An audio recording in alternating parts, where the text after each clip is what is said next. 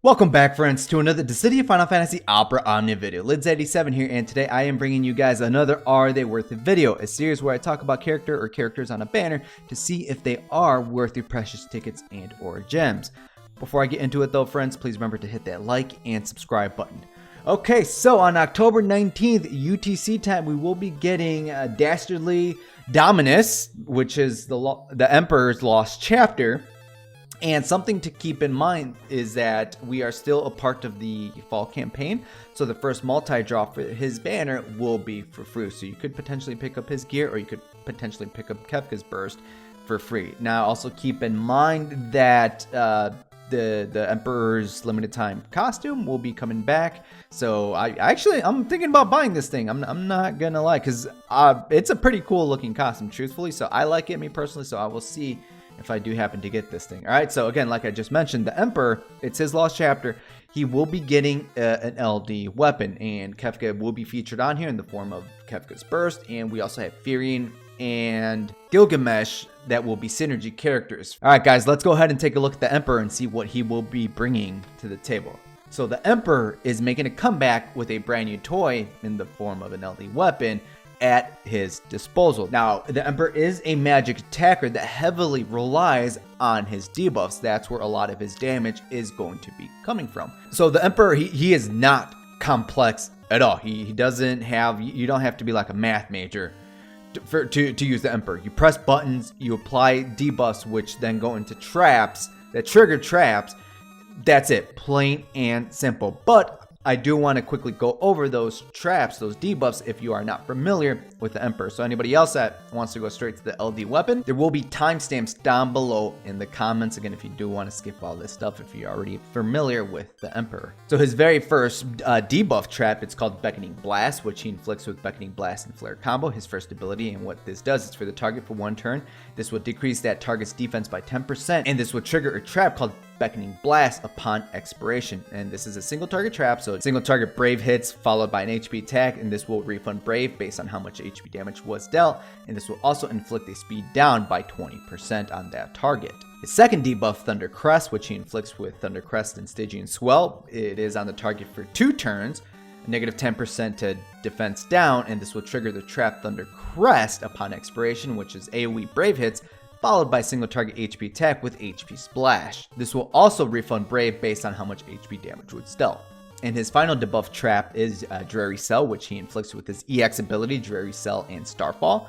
And this is on the target for 1 turn, negative 10% to defense down, and this will trigger Dreary Cell Trap upon expiration, which is defense ignoring AoE Brave hits followed by AoE HP attack. This will refund Brave based on HP damage dealt, and this will delay the target by 1 turn. Any unit or any character in the game that has a way to delay the target by a turn or two, that's always a plus in my book.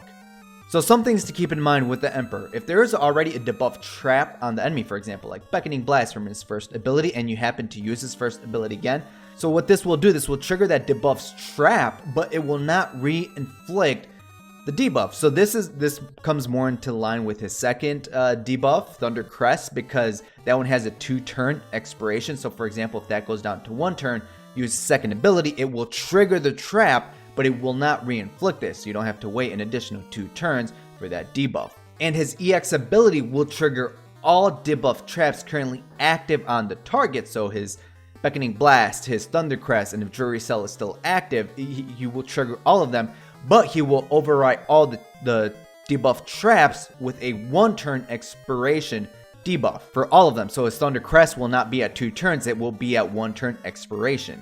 Now that we're done talking about his debuffs, let's go ahead and look at his buffs. First one, Thirst for Dominion, which he gains from his skill 1, or his EX being at EX plus 1 out of 3, so Cell for 6 turns, plus 40% to max Brave, 40% to attack all enemies, negative 10% speed down, and his HP and Brave attacks upgrade to their plus forms. Now C50 can further improve this, plus 10% max Brave and attack while Thirst for Dominion is active, and this can be further boosted with his Aspiration of World Domination boost, which is his artifact passive 2 stars, which will increase his max Brave and attack by 5%.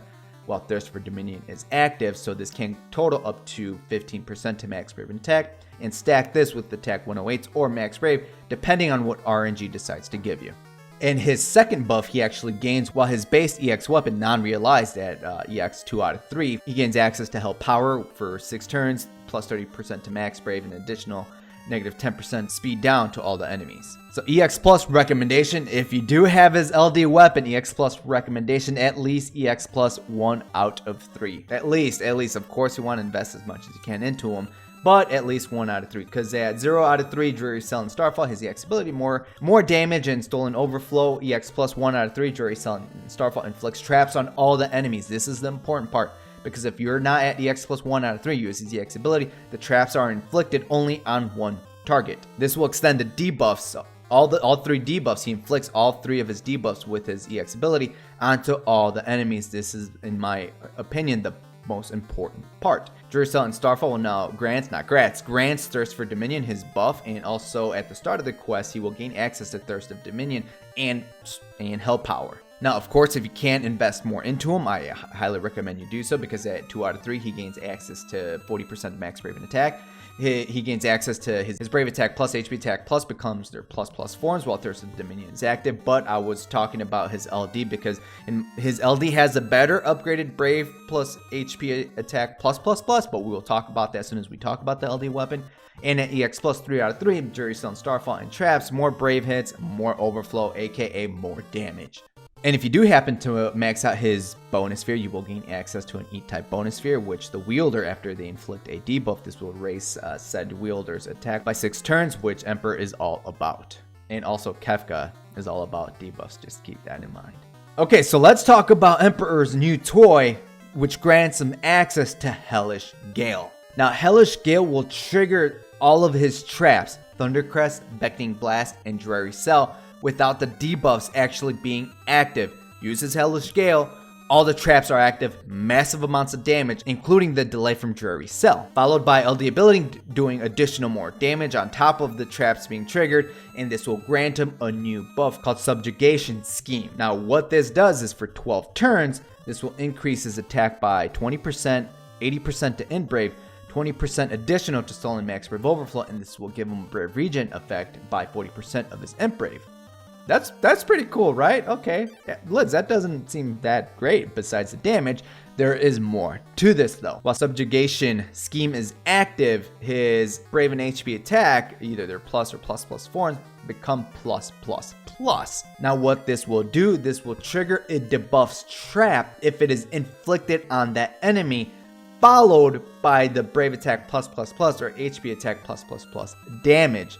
That's right, you heard that correctly. You read that correctly. If, for example, Dreary Cell, his EX ability debuff is on that target, when you use Brave attack plus HP attack plus while Subjugation Scheme is active, this will trigger that debuffs trap. It will trigger the trap. That doesn't mean it will expire the trap, it will trigger it. So there is free damage, and if it is Dreary Cell, this will delay that target. So imagine having all the debuffs on said enemies, using his Brave attack plus HP attack plus, you're going to be dishing out a lot of damage with his plus upgraded Brave and HP attack forms. Now, I did mention earlier in regards to his EX Plus recommendation, you have to have his LD for the better upgraded Brave and HP attack. This is exactly why. Now, again, keep in mind that the enemy has to have those debuff traps on said target. If they don't have them on, you will not trigger said traps. So take advantage of units that delay the enemy so the Emperor can take full advantage of this additional damage. Potentially you getting like a delay setup going, right? You delay the target, the enemy has Dreary Cell, uses upgraded Brave attack plus, HP attack plus, trigger the Dreary Cell trap and delay that enemy even further. Just be careful not to block any of the buff debuff slots if you do bring someone like Emmet Italian or Kefka, because now you're going to be fighting for slots, and Emperor really relies on those debuffs to do his damage. His own debuffs. Okay, so with that beautiful LD, let's take a look at some cons about the Emperor. Now, like I have been mentioning, or I have mentioned, the Emperor heavily relies on those debuffs, his own debuffs, for him to do massive amounts of damage. You don't have debuffs on the target. You use his upgraded HP attack plus, Brave attack plus, while his Subjugation Scheme buff is active. You're not going to get the extra damage from those debuff traps. If an enemy can cleanse all types of debuffs or they're resistant to debuffs, you cannot use the Emperor there either. His damage is going to drastically fall off. And in my eyes, he really needs his LD to be dishing out a lot of extra damage. Alright friends, it's that time of the video. Is he worth it? Is the Emperor worth your precious tickets and or gems? Alright, now keep in mind that we are still a part of the fall campaign, so we will be getting a free multi-draw when the Emperor's Lost Chapter debuts into the game. So thank you Square Enix, greatly appreciate it. And if you do get Emperor's LD weapon for free, congratulations. Okay, so Emperor, honestly, I think Emperor is pretty damn cool. Traps for days with his abilities, all of his abilities except his LD inflict debuffing traps followed by triggering said traps upon expiration or using the abilities. Again, being able to delay the enemies with his EX ability debuff trap Jury Cell, that's a bonus in my eyes because you're further pushing back the enemies for your own units to take actions on said enemies. I don't know, brave up your parties, dish out extra damage. We love delays in this game. But I will say this, the Emperor absolutely needs his LD for extra damage. His LD, in my own personal eyes, fixes his shitty upgraded brave and HP attacks that he gains just from the rest of his kit, because his issues from before was that he does like a magic brave plus HP attack with his upgraded HP attack, and we got some more potent ones, but having his HP attack plus while subjugation schemes is active and allowing you to re-trigger those traps while those traps are active on the enemy, that is, in my opinion, probably the best upgraded HP and brave attacks, because now you could either potentially delay that target with just regular brave or HP attacks from the Emperor while dishing out additional damage if the other traps are on said target. So if you are in need of a magic user now and you like inflicting fear and tyranny upon your enemies, then by all means go for the Emperor. Now, I did write future plans with tickets and gems, depending on your free multi-draw, of course, because the Emperor does come back at a later date with a rework, with his LD refeatured, and he gains access to a burst weapon. Okay, so some players like to pull now, so they could chase his burst on a different banner, which we're going to talk about in the peek into the future portion, or some other players like to actually wait until his LD and burst debut banner. So the way I see it is, look at your roster. If you need a magic attacker, if you don't like Strago, if you don't like Kefka, if you don't like Realm, if you don't like none of those units, then potentially pick up the Emperor's LD here and chase his burst on a different banner later down the line. But I am going to say this though, in my own personal eyes, if you are okay right now, if you're okay with the challenge quest, and you're okay with magic attackers, I would recommend wait until the Emperor's burst debut banner. Why? Because if you're not going after Kefka, right? You don't like Kefka, you're done with Kefka, you go for Strago and Realm, right? They're your magic attackers. Sure, good units. So you want to skip out on the Emperor now. And you definitely want his burst later down the line. Why chase the Emperor here? Why use resources now for a burst you could potentially get that you don't like? Just hold on to those resources, pull on the actual banner. I mean, you're going to chase for him anyways, right? So use those resources on his LD and burst debut banner, so you could potentially pick up his burst in the process while chasing his LD. Or if you get the LD there, then you can potentially chase his burst on a different banner. I know that might not be a clear, direct answer, but look at your rosters. This really is going to depend if you really want him now or later, but he is a good unit to pick up if you do want the Emperor.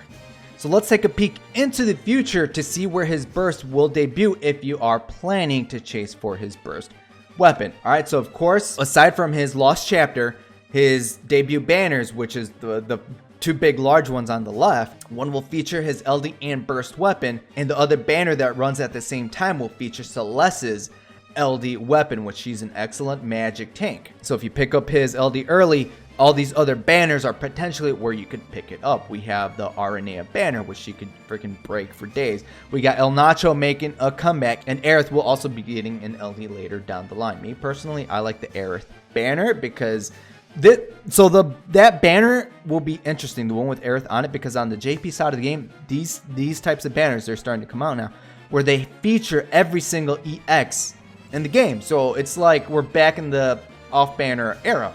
but with EX weapons now. So you could potentially pick up, instead of Waka's right 15 CP ball, you could potentially pick up his EX weapon. So that might like turn off some players, so to say. But Aerith, in my opinion, is worth it because with her LD, 100% debuff evasion. Enemies can't buff themselves with a debuff that she can inflict. And she also has a trap-like mechanic with her debuff. So for any future planners, this is the banners where the Emperor will make a comeback with his burst weapon. That is it for this video, friends. I want to thank you guys for watching my Are They Worth It covering the Emperor. Be sure to let me know down below in the comments your plans, your future plans, your current plans in regards to his LD or his LD and burst debut later down the line.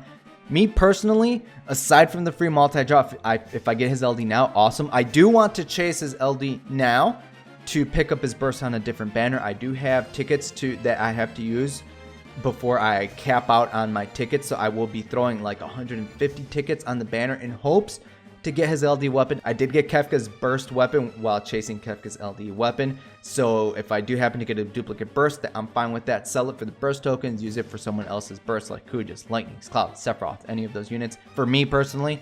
So I will be going for Emperor's LD with tickets if I can. If I don't get it, that's okay. I will wait for the LD and burst debut banner, but I would love to have it now, and I'll probably pick up his costume if I get the LD now. All right, friends, so again, those are my plans. Let me know your plans down below in the comments. And until next time, friends, good luck and have a good one. The Lufenia era is almost here.